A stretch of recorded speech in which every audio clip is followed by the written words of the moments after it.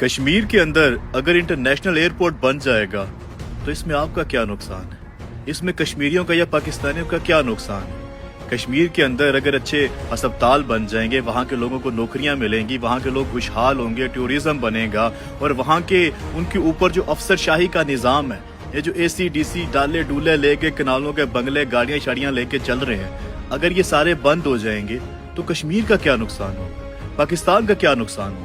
ये जितनी डिमांड्स आपको नजर आ रही हैं, ये सारी कश्मीरियों की डिमांड्स हैं, ये सारे उनके मुतालबात हैं। इनमें से कोई एक मुतालबा भी मुझे उठा के दिखा दे जो आयन और कानून के खिलाफ जा रहा हो, कोई एक मुतालबा मुझे बता दे। ये सारे अवामी मुतालबात हैं। कश्मीरी चाहते हैं अपने हकूक लेना, और अपने हकूक लेने के लिए, अपने हकूक छीनने के लिए वो 29 सितंबर को सड़कों के ऊपर निकल रहे हैं, जो उनका आइनी और कानूनी हक है। मैं तमाम कश्मीरियों से अगेन ये गुजारिश करता हूँ, पाकिस्तानियों से गुजारिश करता हूँ कि कश्मीरियों के साथ खड़े हुआ जाए, उनके साथ इजहार यकजहती करें।